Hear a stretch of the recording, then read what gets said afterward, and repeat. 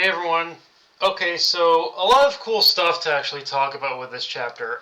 First and foremost, in my foolish hope that this chapter would give me some peace of mind regarding Luffy's situation, Oda decides to take the route of stressing me out even more because we learn from a group of humans that are trapped down in the same area with Loki that Shanks was on Elbaf for a while before leaving, which, yeah, if he's not on Elbaf, then where's he headed? Where's he headed next, or where is he now? Where's he now? Because this is our, like, with the news that the Red Hair Pirates or even Shanks aren't on Elbaf, this is already throwing my personal theory out the window that Elbaf would be a midway point where Shanks would want to test the strength of Luffy and the Straw Hats against his own power and the crew to see if Luffy is ready to face Blackbeard. And while I still believe that's going to happen at some point, hearing Shanks isn't on Elbaf indicates to me he's got another battlefield in mind in order for this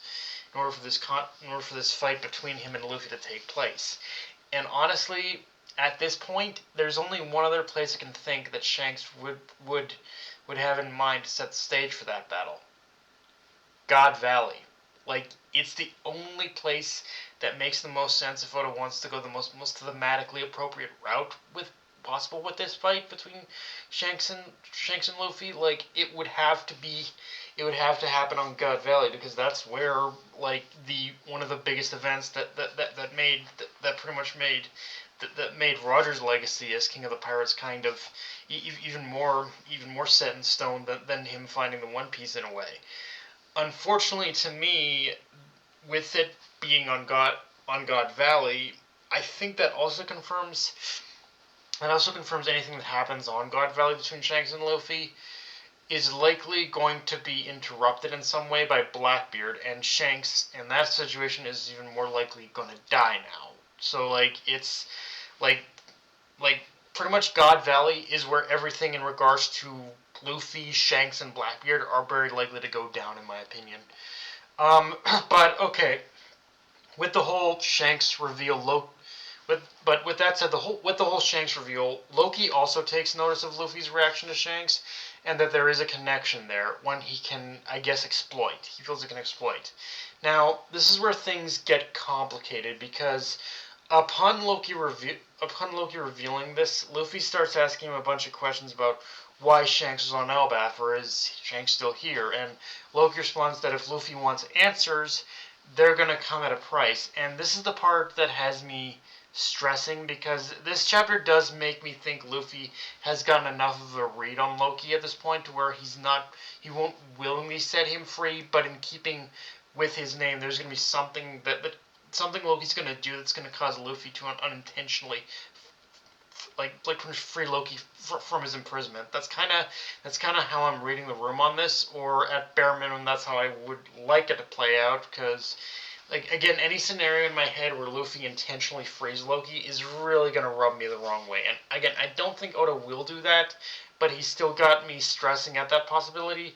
And this chapter didn't pretty much alleviate into that fear either. But again, it does feel like Loki is playing a bit of a He's playing a bit of that trickster card we know the god of mischief Loki to be, where he's gonna find some way in order to kind of trick Luffy into setting him free in some way.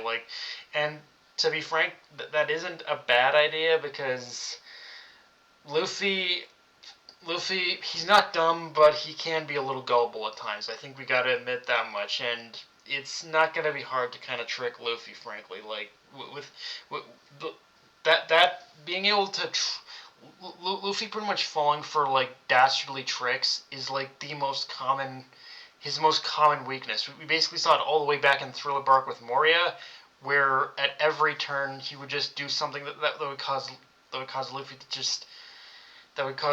to just be tricked. So like it's not a bad idea to kind of use something to trick him with that.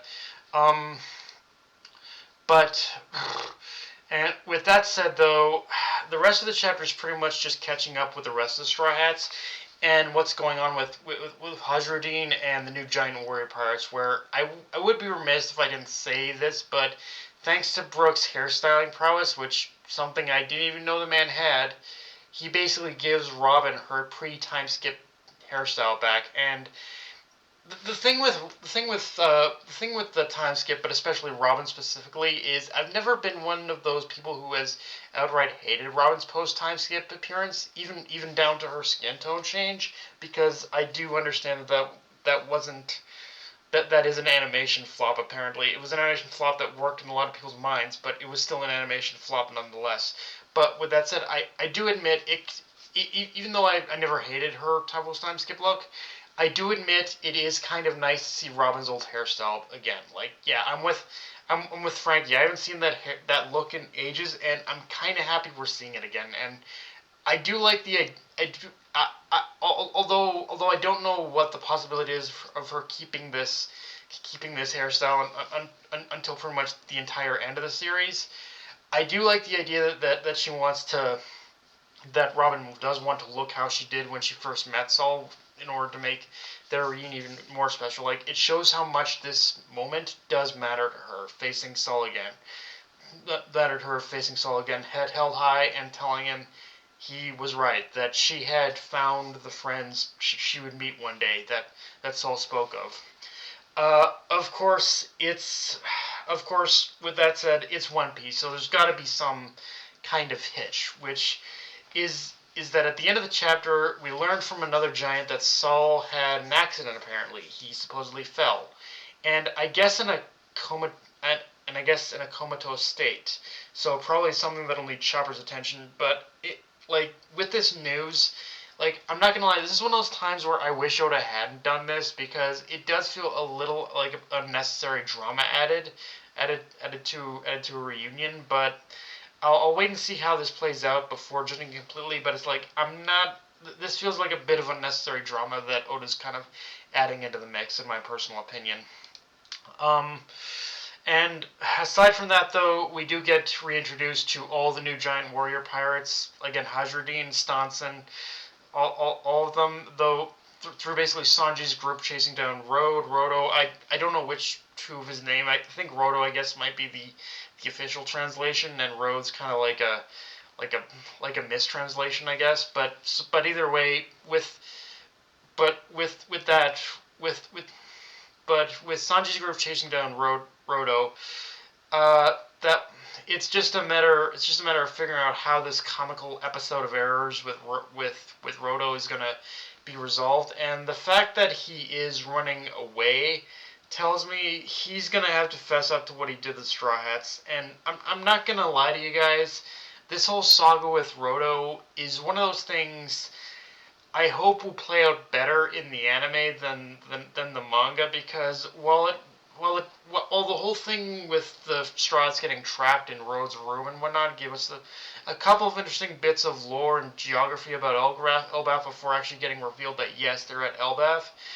It wasn't to me, this whole thing with Roto wasn't the strongest introduction to this arc, in my opinion. It felt rather tedious in certain regards. So I'll be happy when we finally just put this whole part of the story to bed. Honestly, this whole thing with Road has been kind of a just it's just not been interesting. It was interesting to start, but then after the point where it was revealed who he was, it's like, okay, I think I know what this is now. And so yeah, I don't hate it, but it's like it wasn't the best. It wasn't the best introduction to Elbaf as a story, in my opinion. But yeah, guys, that's pretty much all I got for this review. If you enjoyed the video, like, comment, subscribe. I'm on Twitter, Analyst Crunchyroll, push the notification bell, subscribe button, and just share it around, guys. Dark Knight signing off. Later, everyone.